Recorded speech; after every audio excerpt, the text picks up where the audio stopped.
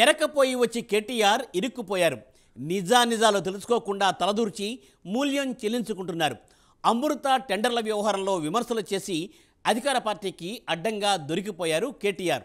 ఈ టెండర్స్లో అవకతవకలు జరగలేదని నిరూపిస్తే రాజకీయ సన్యాసం చేస్తానని సవాల్ చేశారు. తీరా నిజాలు వెలుగులోకి వచ్చాక సైలెంట్ అయిపోయారు. బీజేపీ లేవనెత్తిన అంశాన్ని పట్టుకుని కమలం ట్రాప్లో చిక్కుకుపోయారు కేటీఆర్.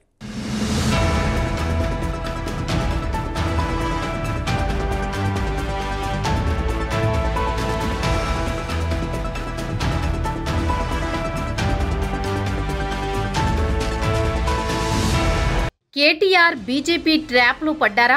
అమృత్ టెండర్ల వ్యవహారంలో అధికార పార్టీకి ఎందుకు దొరికిపోయారు? ఛాలెంజ్ ప్రకారం కేటీఆర్ రాజీనామా చేస్తున్నారా?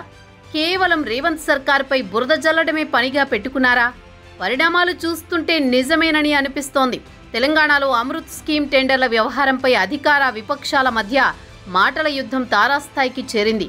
టెండర్ల వ్యవహారంలో తప్పు జరగలేదని నిరూపిస్తే రాజకీయ సన్యాసం తీసుకుంటానని సవాల్ విసిరారు కేటీఆర్. అసలు నిజాలు తెలుసుకోకుండా ఏకంగా కేంద్ర మంత్రికి సైతం లేఖ రాశారాయన. ఎట్టకేలకు టెండర్ల వ్యవహారంపై క్లారిటీ వచ్చేసింది. దీంతో కేటీఆర్ పొలిటికల్ కెరీర్ క్లోజ్ అయినట్టేనా? రాజకీయాల్లో సవాళ్లు ప్రతి సవాళ్లు సహజమేనని సరిపెట్టుకుంటారా?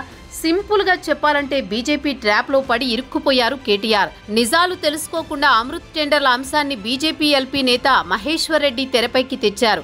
రేవంత్ సర్కారుపై బురద జల్లేందుకు ప్లాన్ చేశారు. కాకపోతే టెండర్ల లోగుట్టు తెలిసిన ఆయన సైలెంట్ అయిపోయారు. అయితే ఈ వ్యవహారాన్ని కేటీఆర్ అందుకున్నారు. ఇప్పుడు లాక్కోలేక పీక్కోలేక సతమతమవుతున్నారు.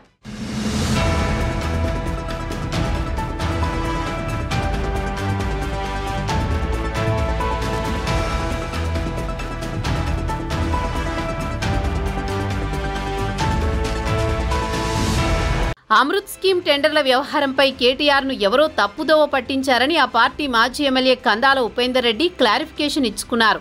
ఈ విషయంలో కేటీఆర్కు అన్ని విషయాలు వివరిస్తానని, వాస్తవాలు చెబుతానని తెలిపారు. రాజకీయాలకు వ్యాపారానికి సంబంధం లేదన్న ఆయన 10 ఏళ్ల బీఆర్ఎస్ పార్టీ హయాంలో లబ్ధి పొందిన వారే ఇప్పుడు కూడా ముందు వరుసలో ఉన్నారని తీవ్రంగా ఆరోపించారు. ఇకపోతే తన అల్లుడు సృజన్ రెడ్డి రేవంత్ రెడ్డికి సొంత బావమర్ది కాదని, రేవంత్ రెడ్డి చిన్నమామ కుమారుడు సృజన్ రెడ్డి అని ఆయన తెలిపారు. సృజన్ రెడ్డికి రాజకీయాలతో సంబంధం లేదన్నారు. అమృత్ టెండర్ల వ్యవహారంలో సీఎం రేవంత్ రెడ్డికి సంబంధం లేదన్నారు.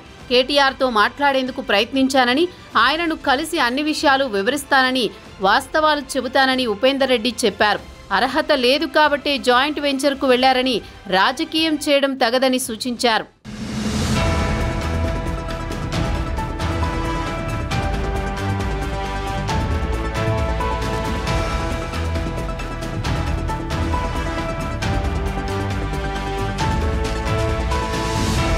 టెండర్లకు ముఖ్యమంత్రికి ఏం సంబంధమని ప్రశ్నించారు. అవసరమైతే సీవీసీకి ఫిర్యాదు చేసుకోవచ్చని తెలిపారు. రాజకీయాల్లో ఎన్నో మాట్లాడుతుంటారన్న ఆయన మంత్రి పొంగులేటిపై కూడా ఎన్నో ఆరోపణలు వచ్చాయని, అయినా తాను ఏమీ మాట్లాడలేదని తెలిపారు. వ్యాపారాలు ఎవరైనా చేసుకోవచ్చని, రాజకీయాలతో సంబంధం లేదన్నారు. 10 ఏళ్ల బీఆర్ఎస్ హయాంలో లబ్ధి పొందిన వారే ఇప్పుడు కూడా ముందు వరుసలో ఉన్నారని, వ్యాపారానికి తాను రాజకీయాలను ఎప్పుడూ వాడుకోలేదని చెప్పారు. తాను బీఆర్ఎస్లోనే కొనసాగుతానని ఉపేందర్ రెడ్డి తెలిపారు. మరోవైపు జాయింట్ వెంచర్లో తక్కువ కోట్ చేసిన వారికి వచ్చిందని సృజన్ రెడ్డి తండ్రి మనోహర్ రెడ్డి తెలిపారు. 10 ఏళ్లు పురపాలక శాఖ మంత్రిగా ఉండి ఇందులో తప్పు జరిగిందని చెప్పడం సరికాదన్న ఆయన టెండర్ ద్వారా తీసుకున్న దానికి ఏదో ఆపాదించడం సబబు కాదన్నారు. అవసరమైతే సృజన్ రెడ్డి కూడా అన్ని వివరాలు చెబుతారని మనోహర్ రెడ్డి అన్నారు.